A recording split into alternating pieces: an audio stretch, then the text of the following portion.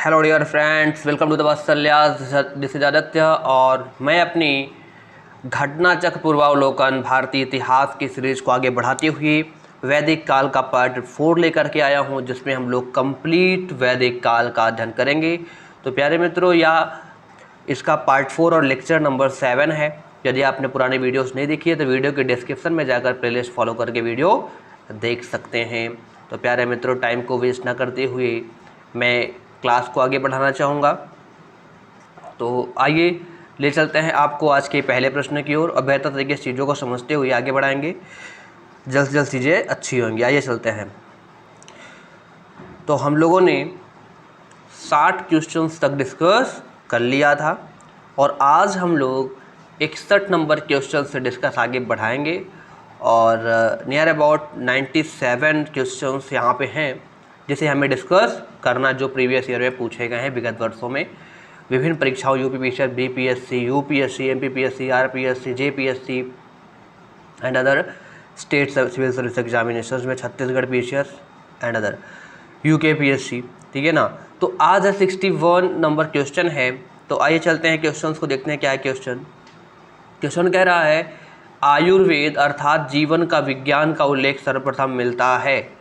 Option A आरण्यक में, option B Samaveda में, option C Yajurveda में, ऑप्शन डी अथर्ववेद में। फटाफट से बताएं राइट आंसर क्या हो जाएगा। प्यारे मित्रों, यह प्रश्न आपका यूपीपीएससी प्रीलिम्स 1994 में पूछा गया था।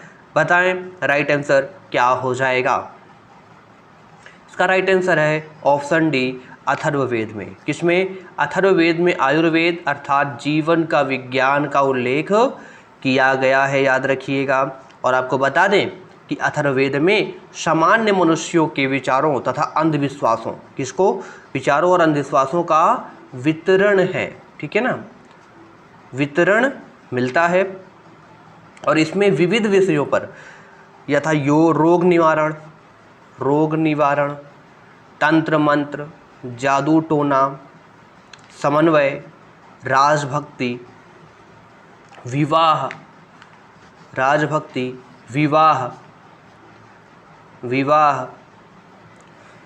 प्रणय गीतों आदि विषयों पर जो है चर्चा की गई है अथर्ववेद में, याद रखिएगा। जादू मंत्र, टोना टमार, ठीक है ना, शादी ब्याह, सारी चीज़ें की चर्चा यहाँ पे हुई है। अगले प्रश्न की ओर चलते हैं। अगला प्रश्न है ऋग्वैदिक धर्म था। ऑप्शन ए बहुदेववादी, ऑप्शन बी एकेश्वरवादी, ऑप्शन सी अद्वैतवादी, ऑप्शन डी निवृत्त मार्गी। यह प्रश्न यूपीपीएससी में 2014 में पूछा गया था। फटाफट से बताएं राइट आंसर क्या हो जाएगा प्यारे दोस्तों। राइट आंसर है ऑप्शन ए बहुदेववादी। ठीक है, ऋग्वैदिक धर्म कैसा था? ऋग्वैदिक धर्म बहुदेववादी था। आपको बता दें कि यहाँ पर 3 कैटेगरी में देवताओं को, वैदिक देवताओं को बांटा गया था। नंबर 1 आकाश के देवता,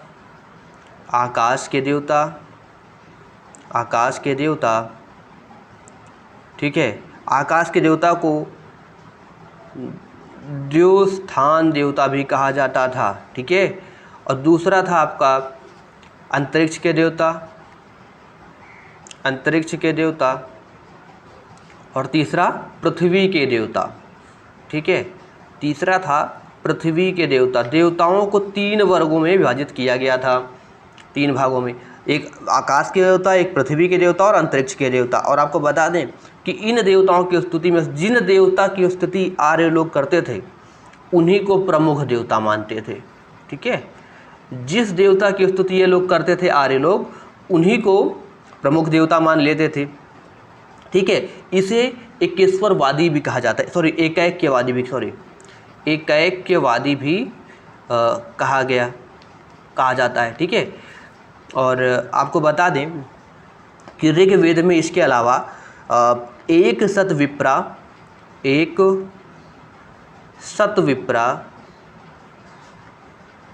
बहुधा वदन्ति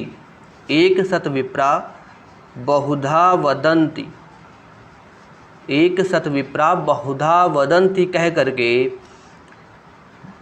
बहुदेववाद को, एकेश्वरवाद को का समर्थन जो है वो किया गया है। और यही नहीं बल्कि ऋग्वेद में केशवरवाद में अद्वैतवाद, सर्वदेवतावाद और बहुदेववाद की दृष्टि जो है वो समाहित है। और आपको बता दें लेकिन जो ऋग्वेद है इसमें देवतावाद, आधुनिक देवतावाद जो ईश्वरवाद है उससे विभिन्न है, ठीक है ना। तो इसका राइट आंसर क्या है, बहुदेववादी थे ऋग्वेदिक धर्म। अगला प्रश्न है, सर्वाधिक ऋग्वैदिक सूक्त समर्पित है। ऑप्शन ए अग्नि को, ऑप्शन बी इंद्र को, ऑप्शन सी रुद्र को या ऑप्शन डी विष्णु को। यह प्रश्न यूपीपीसीएस मेंस 2002 में पूछा गया था। फटाफट से बताएं दोस्तों राइट आंसर क्या हो जाएगा।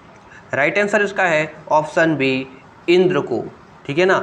ऋग्वेद में सर्वाधिक सूक्त इंद्र को समर्पित हैं। इंद्र को आर्यों का नेता देवता और वर्षिक देवता, वर्षा का देवता भी कहा जाता है। इन्हें 250 सूक्त इनके लिए वर्णित है, इन्हें समर्पित है, ठीक है ना। इन्हें 250 सूक्त समर्पित है। और दूसरे नंबर पे है अग्नि देवता जिन्हें 200 सूक्त समर्पित हैं। याद रखिएगा 200 सूक्त समर्पित हैं। अगला प्रश्न है, निम्नलिखित में से किस ऋग्वेद में युद्ध देवता समझा जाता है, किसे। ऑप्शन ए अग्नि को, ऑप्शन बी इंद्र को, ऑप्शन सी सूर्य को, ऑप्शन डी वरुण को। यह प्रश्न यूपीपीसीएस में 2011 में पूछा गया था। फटाफट बताएं राइट आंसर क्या हो जाएगा। अभी मैंने आपको पीछे बताया था कि इंद्र को आर्यों के युद्ध देवता, युद्ध नेता के रूप में जाना जाता है। तो राइट आंसर क्या हो जाएगा, ऑप्शन बी इंद्र। इंद्र को युद्ध देवता कहा जाता है। अगला प्रश्न है, ऋग्वेद में सर्वाधिक संख्या में मंत्र संबंधित हैं। ऑप्शन ए अग्नि से, ऑप्शन बी वरुण से, ऑप्शन सी विष्णु से या ऑप्शन डी यम से। फटाफट से बताएं राइट आंसर क्या हो जाएगा प्यारे दोस्तों। यह प्रश्न एमपीपीसीएस मेंस 2010 में पूछा गया था। फटाफट से बताइए राइट आंसर क्या हो जाएगा। राइट आंसर हो जाएगा ऑप्शन ए अग्नि। यूपी क्या है, ऑप्शन ए अग्नि। अभी मैंने आपको बताया था इसमें कि इंद्र को सर्वाधिक मंत्र समर्पित है, सर्वाधिक सूक्त समर्पित है, कितना 250। दूसरे नंबर पे कौन है, अग्नि है जिन्हें 200 सूक्त समर्पित है ऋग्वेद में। तो इंद्र के अलावा क्या यहाँ पे इंद्र दिया हुआ है कहीं, इंद्र के अलावा केवल एक ही है, वो है अग्नि, ठीक है ना। अग्नि दूसरे नंबर पे, सर्वाधिक संख्या किसको हो जाएगी, अग्नि को हो जाएगी। अगला प्रश्न है, निम्नलिखित में से पूर्व वैदिक आर्यों का सर्वाधिक लोकप्रिय देवता कौन था। Option A Varun, option B Indra, option C Rudra, option B Vishnu, option C Rudra, option D Indra. यह प्रश्न यूपीपीसीएस में 2008 में पूछा गया था। फटाफट से बताएं राइट आंसर क्या हो जाएगा प्यारे दोस्तों। फटाफट बताएं, मैंने आपको भी बताया था पीछे कि भाई इंद्र को सर्वाधिक सूक्त समर्पित है। एक ही क्वेश्चन से सारे क्वेश्चन सॉल्व हो रहे हैं। देखिए इंद्र से ये सब, ये प्रायोरिटी है क्वेश्चंस की। आगे जो प्रश्न जो एग्जाम्स होने वाले हैं यूपीपीसीएस का होने वाला है, एएचसी हाई कोर्ट का होने वाला है, इलाहाबाद हाई कोर्ट का होने वाला है, आरपीएससी का होने वाला है 27 अक्टूबर को, 24 अक्टूबर को यूपीपीसीएस होने वाला है, ठीक है। उसके बाद 5 दिसंबर को यूपीपीसीएस आरओ होने वाला है, यूपीपीसीएस आरओ होने वाला है। तो उन सारे एग्जाम्स में इन सभी प्रश्नों को पूछे जाने की संभावना जो है वो बढ़ जाती है। क्यों, क्योंकि विगत वर्षों में कई एग्जाम्स में यह प्रश्न पूछा गया है। तो इन जितने भी एग्जाम्स यदि आप इनकी तैयारी कर रहे हैं तो ये सीरीज़ आप फॉलो कर लीजिए, बेहद आपके लिए इम्पॉर्टेंट है और यहाँ से आपको क्वेश्चंस मिलने ही वाले हैं, याद रखिएगा। तो राइट आंसर क्या हो जाएगा, ऑप्शन डी इंद्र सर्वाधिक लोकप्रिय थे। अगला प्रश्न है, वैदिक देवता इंद्र के विषय में निम्नलिखित कथनों पर विचार कीजिए तथा नीचे दिए गए कूट से सही उत्तर चुनिए। पहला है झंझावट के देवता थे। दूसरा, पापियों के दंड देते थे, पापियों को दंड देते थे। तीसरा, नैतिक व्यवस्था के संरक्षक थे। चौथा, वर्षा के देवता थे।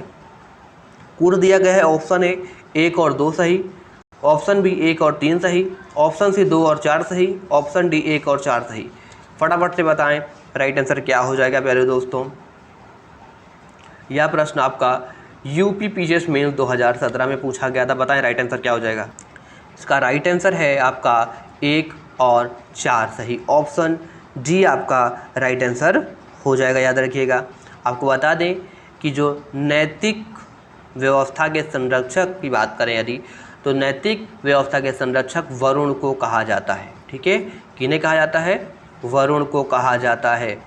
बाकी 1, 2, 4 ये आपके पापियों को दंड देते हैं, थे झंझावट के देवता और वर्षा के देवता इंद्र थे। ठीक है, तो दूसरा ऑप्शन पे तो है नहीं, 1, 2, 4 होना चाहिए, तो 1, 2, 4 आपका ऑप्शन डी आपका राइट आंसर हो जाएगा। अगला प्रश्न है, वैदिक देवमंडल में निम्न में से कौन देवता युद्ध का देवता माना जाता था?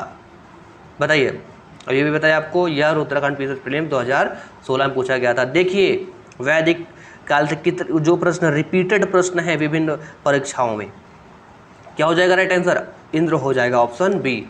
अगला प्रश्न है, 800 से 600 ईसा पूर्व का काल किस युग से जुड़ा हुआ है?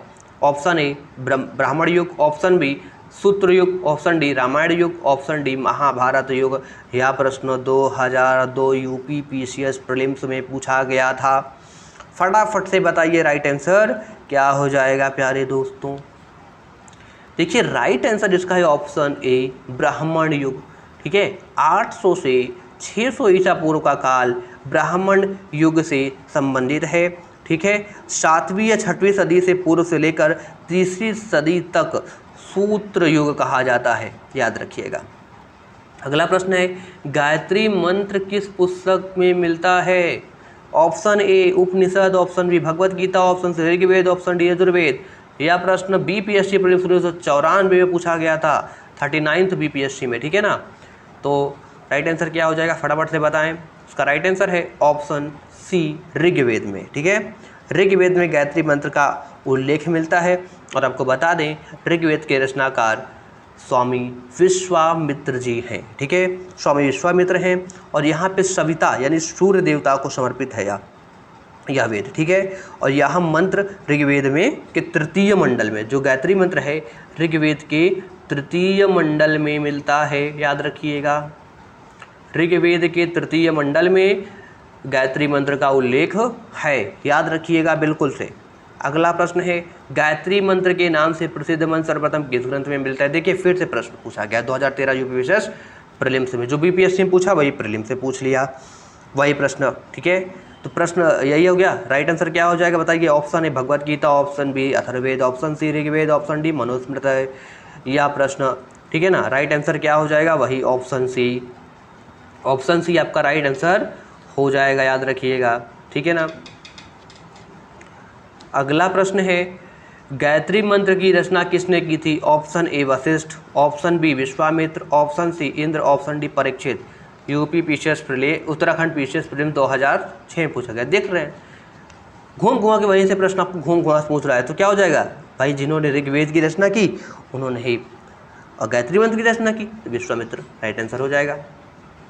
अगला प्रश्न है, सर्ग, प्रतिसर्ग, वंश, मनवंतर, वंशानुचरित संकेतक हैं। ऑप्शन ए वेदों के, ऑप्शन बी पुराणों के, ऑप्शन सी उपनिषदों के, ऑप्शन डी सूत्रों के। यूपी पीसीएस प्रीलिम्स रे एग्जाम हुआ था 2015 में पूछा गया था। फटाफट से बताएं राइट आंसर क्या हो जाएगा प्यारे दोस्तों। राइट आंसर है ऑप्शन बी पुराणों में। ठीक है, तो पुराणों में सर्ग, प्रतिसर्ग, वंश, मनवंतर, वंशानुचरित संकेतक हैं। आपको बता दें कि सर्ग जो है सृष्टि का पुराण है। ठीक है, सर्ग बीज या सृष्टि का पुराण है, याद रखिएगा। फिर यदि हम बात करें प्रतिसर्ग की, तो प्रतिसर्ग प्रत्यय है। प्रतिसर्ग मतलब क्या होता है? देखिए बता दूं मैं आपको, प्रलय के बाद जब पुनः सृष्टि का निर्माण होता है तो उसे कहते हैं प्रतिसर्ग। वंश का तात्पर्य किससे है बता दें आपको, तो वंश मतलब होता है प्यारे मित्रों किसी भी वंश की का जो लिखित विवरण। ठीक है ना। मनवंतर होता है, युगों से मिलकर के बना होता है मनवंतर। ठीक है, युगों का वर्णन, कल्प के युगों का वर्णन होता है। वंशानुचरित में ऋषि देवताओं की वंशों का वर्णन होता है। ठीक है ना। तो अगला प्रश्न है, पुराणों की संख्या है 16, 18, 19, 21। यूपी पीसीएस जीआईसी 2010 और यूपी पीसीएस प्रीलिम्स 2009 में लगातार पूछा है प्रश्न, देख लीजिए लगातार प्रश्न पूछा है। फटाफट से बताएं राइट आंसर क्या हो जाएगा, जल्दी से बताइए प्यारे दोस्तों क्या है राइट आंसर। राइट आंसर है ऑप्शन बी 18 है। ठीक है, पुराणों की संख्या कितनी है? 18 लाया था आपको। यहाँ पे बता दें हम आपको कि पुराणों की रचना लोमहर्ष ऋषि और उनके पुत्र उग्रश्रवा द्वारा की गई थी। क्या है? लोमहर्ष और उनके पुत्र क्या नाम था? उग्रश्रवा द्वारा। ठीक है, याद रखिएगा। अगला प्रश्न है, श्रीमद् भगवत गीता मौलिक रूप से किस भाषा में लिखी गई है? Sanskrit, Urdu, Pali, Hindi. Uttarakhand UDL DET pre 2007 में पूछा गया था। राइट आंसर क्या हो जाएगा? ऑप्शन ए, संस्कृत भाषा में मूलतः लिखी गई है। धार्मिक ग्रंथ महाभारत से लिया गया है। महाभारत मूलतः किस रूप में जानी जाती है? ऑप्शन ए, बृहत कथा। ऑप्शन बी, ब्राह्मण। ऑप्शन सी, बृहत संहिता। ऑप्शन जय संहिता। राइट आंसर क्या हो जाएगा? फटाफट बताएं। यह प्रश्न UPRO 2014 में प्रीलिम्स में पूछा गया था। बताएं राइट आंसर क्या हो जाएगा प्यारे दोस्तों, फटाफट से बताइए। राइट आंसर है जय संहिता। क्या हो जाएगा भैया? जय संहिता के नाम से इसे जानी जाती थी। प्यारे दोस्तों, आपको बता दें कि महाभारत की जब प्रारंभ में रचना हुई थी तो उस समय 88,000 श्लोक इसमें थे। याद रखिएगा, कितने थे? 88,000 श्लोक थे। फिर महाभारत का दूसरा संस्करण आया जिसे भारत कहा गया, उसमें कुल 24,000 श्लोक थे। याद रखिएगा, ठीक है। अब लेकिन जो वर्तमान में महाभारत है उसमें 1 लाख श्लोक हैं, ठीक है ना। कितने हैं? 1 लाख श्लोक प्राप्त हैं। इस कारण से इसे, क्योंकि इसमें 1 लाख श्लोक हैं, इसे शतसहस्त्री कहा गया। शतसहस्त्री या महाभारत कहा गया है। याद रखिएगा। अगला प्रश्न है, शतसहस्त्री संहिता उपनाम निम्नलिखित में से किस वेद का है? Option A Rigveda, option B Atharvaveda, option C Ramayana, option D Mahabharata. UPBEO prelims 2019 से पूछा गया था। देखिए प्रश्न पूछा गया है भाई, क्या हो जाएगा? महाभारत। याद रखिएगा, ठीक है ना। आगामी परीक्षाओं में प्रश्न पूछे जाने की संभावनाएं बन रही हैं ना। विगत वर्षों में प्रश्न रिपीटेड है, देख रहे हैं ना। अगला प्रश्न है, हिंदू पौराणिक कथा के अनुसार समुद्र मंथन हेतु किस सर्प ने रस्सी के रूप में स्वयं को प्रस्तुत किया था? उत्तराखंड में इस प्रकार के प्रश्न पूछे जाते हैं, देख लीजिए। Uttarakhand UDL DET prelims 2007। Option A Kaliya, option B Vasuki, option C Pushkar, option D Sheshnag. बताइए, फटाफट से बताएं राइट आंसर क्या हो जाएगा। इसका राइट आंसर है ऑप्शन बी वासुकी, ठीक है ना। आपको बता दें कि हिंदी पौराणिक कथा के अनुसार समुद्र मंथन में हेतु मथानी के रूप में, ठीक है, मथानी के रूप में मंद्रांचल पर्वत तथा रस्सी के रूप में, क्या नाम है इसका? वासुकी नामक नाव का प्रयोग किया गया था, सर्प का प्रयोग किया गया था। अगला प्रश्न है, किस काल में अछूत की अवधारणा स्पष्ट रूप से उद्धृत हुई थी? ऑप्शन ऋग वैदिक काल, ऑप्शन बी उत्तर वैदिक काल, ऑप्शन डी उत्तर गुप्त काल में, ऑप्शन डी धर्मशास्त्र के समय में। यह प्रश्न BPSC प्रीलिम्स 1994 में पूछा गया था। फटाफट से बताएं राइट आंसर क्या हो जाएगा प्यारे दोस्तों, फटाफट से बताइए राइट आंसर क्या हो जाएगा। राइट आंसर है ऑप्शन डी धर्मशास्त्र के समय में। याद रखिएगा, धर्मशास्त्र के समय में, जिसे हम सूत्र काल भी कहते हैं, इसके समय में आपको बता दिए 4 वर्णों में बांटा गया, ब्राह्मण, क्षत्रिय, वैश्य, शूद्र। इसके अतिरिक्त समाज में, इसके अतिरिक्त जो हमारा वर्तमान समाज है, इसमें अनेक जातियां भी हैं। जैसे आपका बता दें आपको कि अम्बष्ठ, उग्र, निषाद, मागध, विदेहक, ठीक है, रथकार आदि का आविर्भाव अनुलोम एवं प्रतिलोम विवाहों के फलस्वरूप हो गया था। देखिए, अनुलोम विवाह जो होता है और प्रतिलोम विवाह, ये समझा दूं मैं आपको यहाँ पे कि जो अनुलोम विवाह का मतलब अछूत कहाँ से हुए, वो उसकी अवधारणा मैं आपको बता दूं। यहाँ पे थोड़ा सा थ्योरेटिकल है, ठीक है ना, थोड़ा सा दार्शनिक है। देखिए होता क्या था कि जो अनुलोम विवाह का मतलब होता था कि यदि किसी उच्च कास्ट का पुरुष है और निम्न कास्ट की महिला है तो उसे अनुलोम विवाह कहते थे, और उससे उत्पन्न जो पुत्र होता था उसे, ठीक है, वो आपका अछूत नहीं होता था, ठीक है, वो अछूत नहीं होता था। लेकिन यदि प्रतिलोम विवाह हुआ है, उच्च जात की महिला है और निम्न कास्ट का पुरुष है, उससे उत्पन्न जो संतान होगी उसे अछूत कहा गया, उसे कहीं कहीं चांडाल नाम दिया गया। याद रखिएगा, उसे चांडाल की पदावधि दी गई, चांडाल कहा गया है उसे। यदि प्रतिलोम विवाह से उत्पन्न कोई पुत्र होता है तो उसे क्या कहा गया है? चांडाल कहा गया है, ठीक है। और आपको बता दें कि इस पर निर्वसित और अनिर्वसित है, ठीक है, और शूद्र आस्पर्श है, ये माना जाता है।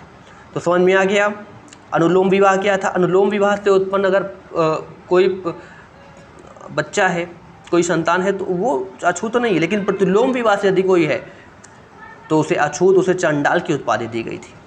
अगला प्रश्न है सत्यमेव जैसे किस उपनिषद से लिया गया है? Option A Mundakopanishad, option B Kathopanishad, option D Chandogya Upanishad, option D इनमें से कोई नहीं। राइट आंसर क्या हो जाएगा? फटाफट से बताएं। राइट आंसर है ऑप्शन ए मुंडकोपनिषद। मुंडकोपनिषद से सत्यमेव जयते लिया गया है, ठीक है ना। और ये भारत के राज चिन्ह के रूप में भी है। वर्तमान में आप जानते होंगे, आपने देखा होगा विभिन्न नोटों में और विभिन्न सरकारी कार्यालयों में भी इसका वर्णन, इसका जो है चिन्ह लगाया जाता है। अगला प्रश्न है सत्यमेव जयते कहाँ से लिया गया है? बताइए फटाफट से। राइट आंसर ऑप्शन डी है। देखिए प्रश्न रिपीटेड है, आईएएस में 2014 में पूछा गया था, यूपीपीसीएस 1991 में, एमपीपीएससी में पूछा गया था, एमपीपीसीएस में भी 1992 1994 में। देखिए लगातार प्रश्न पूछा गया, तो प्रश्न पूछे जाने की संभावना यहाँ से बन रही है, याद रखिएगा, याद रखिएगा, यहाँ से प्रश्न पूछने की संभावना है। भारत प्रतीक के उत्कीर्ण सत्यमेव जयते लिया गया है, देख रहे हैं, वही प्रश्न घूम घूम पूछ रहा है यूपीएससीआरआई 2014 में। राइट आंसर क्या है? उपनिषद से, मुंडकोपनिषद से। अगला प्रश्न तमसो माँ ज्योतिर्गमय कथन है मूलतः ऑप्शन ए उपनिषदों में, ऑप्शन बी महाकाव्यों में, ऑप्शन सी पुराणों में, ऑप्शन डी षड्दर्शन का। ऑप्शन इनमें से कोई नहीं। छत्तीसगढ़ पीसीएस प्रीलिम 2016 में पूछा गया था। फटाफट से बताइए राइट आंसर क्या हो जाएगा दोस्तों, फटाफट से बताएं आप लोग। राइट आंसर है आपका ऑप्शन ए उपनिषद से, ठीक है ना। उपनिषदों का यह कथन है। किस उपनिषद का कथन है आपको बता दें तो बृहदारण्यक उपनिषद। क्या है? बृहदारण्यक, बृहदारण्यक उपनिषद से उपनिषद का यह कथन है। और इस कथन का अर्थ है कि अंधकार से प्रकाश की ओर। क्या है? अंधकार से प्रकाश की ओर। अगला प्रश्न है किस उपनिषद का शाब्दिक अर्थ होता है सफ़ेद घोड़ा? Option A Kathopanishad, option B Chandogya Upanishad, option C Taittiriya Upanishad, option D Ishopanishad, option E इनमें से कोई नहीं। छत्तीसगढ़ पीसीएस प्रीलिम्स 2016 में पूछा गया था यह प्रश्न। बताएं फटाफट से राइट आंसर क्या हो जाएगा पहले दोस्तों, फटाफट से बताइए। देखिए इसमें राइट आंसर दिया नहीं गया है, ठीक है, याद रखिएगा, इसमें राइट आंसर नहीं दिया गया है। राइट आंसर इसका है ऑप्शन ई, इनमें से कोई नहीं, क्योंकि जो उपनिषद है उसका नाम है श्वेताश्वतर। क्या नाम है? श्वेताश्वतर उपनिषद का मतलब होता है सफ़ेद घोड़ा, ठीक है ना। अगला प्रश्न है सत्यकाम जवाल की कथा जो अनब्याही माँ होने के लांछन को चुनौती देती है उल्लिखित है। Option A Jabala Upanishad, option B Prashnopanishad, option C Chandogya Upanishad, option D Kathopanishad. RAS prelims 2016 में पूछा गया था। फटाफट से बताएं राइट आंसर क्या हो जाएगा मेरे दोस्तों। राइट आंसर है ऑप्शन सी छांदोग्य उपनिषद, ठीक है। जो सत्यकाम है इनकी माता का नाम जवाला है और ये जवाला ये अनब्याही माँ होने के लांछन को चुनौती देती हैं, ठीक है ना। तो आइए अगले प्रश्न की ओर चलते हैं। अगला प्रश्न है ऋग्वेद की मूल लिपि थी। ऑप्शन है Devanagari, option B Kharoshthi, option D सिपाली, ऑप्शन डी ब्राह्मी। यह प्रश्न यूपी पीसीएस स्पेशल प्रीलिम्स 2004 में पूछा गया था। बताएं राइट आंसर क्या हो जाएगा जल्दी से। देखिए इसका राइट आंसर है ऑप्शन डी ब्रह्मी लिपि। ऋग्वेद, ठीक है ना, ऋग्वेद ब्रह्मी लिपि में लिखा गया है। ऋग्वेद में कुल 10 मंडल हैं, ठीक है, और 1028 सूक्त हैं, याद रखिएगा। अगला प्रश्न है वैदिक कर्मकांड में होता का संबंध है। ऑप्शन ऋग्वेद से, ऑप्शन बी यजुर्वेद से, ऑप्शन सी सामवेद से, ऑप्शन डी अथर्ववेद से। यह प्रश्न यूपी आरओ मेंस 2013 में पूछा गया था। फटाफट से बताइए राइट आंसर क्या हो जाएगा प्यारे दोस्तों, बताएं राइट आंसर क्या हो जाएगा। क्या हो जाएगा राइट आंसर? ऑप्शन है ऋग्वेद, ठीक है। ऑप्शन अगला प्रश्न देखिए क्या अवेस्ता और ऋग्वेद में समानता है। अवेस्ता किस क्षेत्र से संबंधित है? ऑप्शन ए भारत से, ऑप्शन बी ईरान से, ऑप्शन सी इजराइल से, ऑप्शन डी मिस्र से। यूपी लोअर इस प्रीलिम्स 2004 में पूछा गया था। बताएं राइट आंसर क्या हो जाएगा प्यारे दोस्तों, फटाफट से बताइए। राइट आंसर है ऑप्शन बी ईरान से, ठीक है ना। ऋग्वेद और अवेस्ता, ऋग्वेद जो है वो भाषा में बात करें यदि हम, अवेस्ता और ऋग्वेद भाषिक समानताओं के अनुसार जो है वो आर्यों सभ्यता संबंधित माने जाते हैं और अवेस्ता जो है वो ईरान से संबंधित है। अगला प्रश्न है वैदिक काल के किस जानवर को अघन्या माना गया है? ऑप्शन है बैल को, ऑप्शन बी भेड़, ऑप्शन सी गाय, ऑप्शन डी हाथी। यह प्रश्न यूपी पीसीएस प्रीलिम्स 2008 में पूछा गया था। फटाफट से बताइए दोस्तों राइट आंसर क्या हो जाएगा। देखिए राइट आंसर क्या है, ऑप्शन सी गाय, ठीक है ना। तो बता दें आपको वैदिक काल में गाय को अघन्या कहा गया है। अघन्या मतलब होता है ना मारे जाने योग्य। वर्तमान में इसकी कटाई बहुत ज़्यादा हो रही थी, मार दिया जाता था, लेकिन ना मारे जाने योग्य, ठीक है। अघन्या मतलब होता है ना मारे जाने योग्य, ठीक है। वैदिक काल में इसे गाय को जो है वह अघन्या माना गया है। गाय की हत्या अथवा उसे घायल करने पर व्यक्ति को मृत्युदंड दिया जाता था या फिर देश से निकाल दिया जाता था। अगला प्रश्न है अवेस्ता और ऋग्वेद में समानता है। अवेस्ता किस ग्रंथ से संबंधित, किस क्षेत्र से संबंधित है? यह प्रश्न पीछे हो चुका है ईरान से। अगला प्रश्न है वैदिक काल, ये भी हो चुका है। अगला प्रश्न है ऋग्वेद में अघन्या का प्रयोग हुआ है। ऑप्शन बी राइट आंसर हो जाएगा गाय के लिए। यूपी यूडीएलडीएस प्रीलिम्स 2010 से पूछा गया। देखिए राइट आंसर गाय है। देखिए प्रीलिम्स जो एग्जामिनेशंस में प्रश्न बार बार आए हैं तो यहाँ से प्रश्न आने की संभावना जो है वो बन जाती है। अगला प्रश्न है ऋग्वेद में कई परिच्छेदों में अघन्य शब्द संदर्भित है? पुजारी के लिए, स्त्री के लिए, गाय के लिए, ब्राह्मण के लिए। यूपी पीसीएस प्रीलिम्स 2017 में पूछा गया था। राइट आंसर क्या है? ऑप्शन सी गाय के लिए, ठीक है।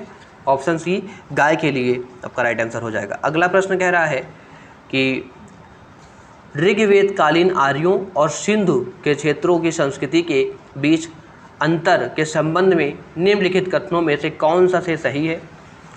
पहला कथन है ऋग्वेद कालीन आर्य कवच और शिरस्त्राण यानी हेलमेट का उपयोग करते थे, जबकि सिंधु सभ्यता के लोगों में इनके उपयोग का कोई साक्ष्य नहीं मिलता है। दूसरा कथन है ऋग्वेद कालीन आर्यों को स्वर्ण, चांदी और ताम्र का ज्ञान था। स्वर्ण, चांदी और ताम्र का ज्ञान था, जबकि सिंधु घाटी लोगों को केवल ताम्र और लोहे का ज्ञान था। तीसरा कह रहा है कि ऋग्वेद कालीन आर्यों ने घोड़ों को पालतू बना लिया था, जबकि इस बात का कोई साक्ष्य नहीं है कि सिंधु घाटी के लोग इस पशु को जानते थे। तो फटाफट से बताएं आप राइट आंसर क्या हो जाएगा। किसे? घोड़े को पालतू बना लिया था, राइट, यही कह रहा है। तो फटाफट से बताएं राइट आंसर क्या हो जाएगा। नीचे दिए गए कोड का प्रयोग कर सही उत्तर चुनिए। ऑप्शन ए केवल एक सही, ऑप्शन बी 2 और 3 सही, ऑप्शन सी 1 और 3 सही, ऑप्शन डी 1, 2, 3 सही। आईएएस प्रीलिम्स 2017 में यह प्रश्न पूछा गया। देखिए कितना बढ़िया प्रश्न पूछा गया है, देख लीजिए कितना बढ़िया प्रश्न है। तो राइट आंसर क्या है? ऑप्शन ए केवल एक सही। आपको बता दें कि ऋग्वेदिक कालीन आर्य कवच और शस्त्रधारण हेलमेट का प्रयोग करते थे। सिंधु घाटी सभ्यता के लोग इनका उपयोग और उसका कोई साक्ष्य नहीं मिलता है, क्योंकि सिंधु घाटी सभ्यता के लोग के बीच युद्ध जो है वो नहीं हुआ करता था। और जहाँ तक बात है दूसरे कथन की कि सिंधु घाटी सभ्यता के लोग ताम्र और लोहे का ज्ञान था, तो क्या सिंधु घाटी सभ्यता के लोगों को लोहे का ज्ञान था क्या? नहीं ज्ञान था भाई। स्वर्ण, चांदी, तांबे का ज्ञान था। कांसे का प्रयोग वो लोग करते थे। कांस्य युगीन सभ्यता कहा गया है सिंधु घाटी सभ्यता को, पढ़ा होगा आपने, याद होगा आपको। लेकिन लौह युग वैदिक सभ्यता में लोहे का ज्ञान हुआ था ना भाई। फिर तीसरा कथन भी कह रहा है कि ऋग्वैदिक कालीन लोग आर्यों को मतलब घोड़े को पालतू बना लिया था, जबकि इस बात का कोई साक्ष्य नहीं मिला कि सिंधु घाटी सभ्यता के लोग पशु को पालते थे। आपको बता दें कि ये भी कथन जो है वो संपूर्णतः गलत है, क्योंकि मैं आपको बताऊं कि मोहनजोदड़ो से घोड़े की मृण मूर्ति प्राप्त हुई है। याद रखिएगा, घोड़े की मृण मूर्ति और सुरकोटदा से हड्डियां प्राप्त हुई हैं, ठीक है। सुरकोटदा से हड्डियां प्राप्त हुई हैं। लोथल से घोड़े की 3 मृण मूर्ति प्राप्त हुई है, 3 मृण मूर्ति, याद रखिएगा, ठीक है। अगला प्रश्न है ऋग्वैदिक काल के प्रारंभ में निम्न में से किसे महत्वपूर्ण मूल्यवान संपत्ति समझा जाता था? ऑप्शन ए भूमि को, ऑप्शन बी गाय को, ऑप्शन सी स्त्री को, ऑप्शन डी जल को। यूपी पीसीएस प्रीलिम्स एग्जाम 2015 में पूछा गया था। फटाफट से बताएं राइट आंसर क्या हो जाएगा प्यारे दोस्तों। इसका राइट आंसर है ऑप्शन बी, क्या है? गाय को, ठीक है, क्योंकि गाय को जो है वो ना मारे जाने योग्य समझा जाता, सबसे मूल्यवान वही था, ठीक है ना। अगला प्रश्न है सूची 1 को सूची 2 से सुमेलित कीजिए तथा सूचियों के नीचे दिए गए कोड से सही उत्तर चुनिए। ऑप्शन ए सूची 1 है सिंधु घाटी सभ्यता, बी वैदिक सभ्यता, सी ऋग्वेद, डी मध्यकाल। सूची 2 है चारागाह, जमींदार, कृषक और नगरीय। कोट दिया गया है, राइट आंसर बताएं। यूपी सर प्रीलिम 2020 में प्रीवियस ईयर में पूछा गया था प्रश्न, बताएं राइट आंसर क्या हो जाएगा। बताएं फटाफट से राइट आंसर क्या हो जाएगा। देखिए आपको बताएं कि सिंधु घाटी सभ्यता के लोग, और यहाँ पे जो सूची 2 दी गई है इसमें आपका नगरीय सभ्यता ये थी, ठीक है। उत्तर जो आपका वैदिक समाज था वो कृषक समाज था, ठीक है। और ऋग वैदिक समाज जो था वो जमींदारी थी, और मध्यकाल में चारागाह था। सॉरी मध्यकाल में जमींदारी थी और ऋग वैदिक समाज में चारागाह था, ठीक है। ऋग वैदिक समाज में, मध्यकाल में जमींदारी और ऋग वैदिक समाज में चारागाह था। तो राइट आंसर क्या हो जाएगा इसमें, देख लीजिए आप। तो कौन सा है, केवल ऑप्शन डी मिल रहा है। पहले का 4 सही, दूसरे का तीसरा, और ऋग्वैदिक काल चारागाह और मध्यकाल जमींदार। राइट आंसर हो जाएगा ऑप्शन डी। अगला प्रश्न है, प्राचीन भारतीय समाज के प्रसंग में निम्नलिखित शब्दों में से कौन सा शब्द शेष 3 वर्ग का नहीं है। ऑप्शन ए कुल, बी वंश, सी को कोश, डी गोत्र। IAS प्रीलिम्स 1996 में प्रश्न पूछा गया, बताइए राइट आंसर क्या हो जाएगा। इसका राइट आंसर है ऑप्शन सी कोश, ठीक है। गोत्र, वंश, कुल ये सब एक जैसे शब्द है, लेकिन कोश एक जैसा शब्द नहीं है। कोश परिवार से संबंधित न होकर भंडार से संबंधित है, जबकि कुल, वंश और गोत्र तीनों परिवार से संबंधित है। अगला प्रश्न है, संस्कारों की कुल कितनी संख्या है। 10, option A B 12, C 15, D 16। MPP prelims 2015 में पूछा गया था। फटाफट से बताइए दोस्तों राइट आंसर क्या हो जाएगा। राइट आंसर है आपका ऑप्शन डी 16। संस्कारों की कुल संख्या कितनी होती है, 16 होती है, ठीक है ना। अगला प्रश्न है, जीविकोपार्जन हेतु वेद वेदांग पढ़ाने वाला अध्यापक कहलाता है। ऑप्शन ए आचार्य, बी अध्वर्यु, ऑप्शन सी उपाध्याय, ऑप्शन डी पुरोहित। उत्तराखंड PSET UDLDM पूछा गया था 2007 में, बताएं राइट आंसर क्या हो जाएगा। इसका राइट आंसर है ऑप्शन सी उपाध्याय, ठीक है। जीविकोपार्जन हेतु वेद वेदांग को पढ़ाने वाला जो अध्यापक होता था उसे उपाध्याय कहा जाता था, ठीक है, उसे उपाध्याय कहा जाता था। ये क्या करते थे, आश्रम का निर्माण करते थे, पढ़ाते थे शिष्यों को, लेकिन उनसे कोई फीस नहीं लेते थे। लास्ट में जब वो गुरु दक्षिणा देकर जाते थे तो उसे स्वीकार जरूर कर लेते थे, ठीक है दोस्तों। तो आज की क्लास जो है वो यहीं पे समाप्त होती है।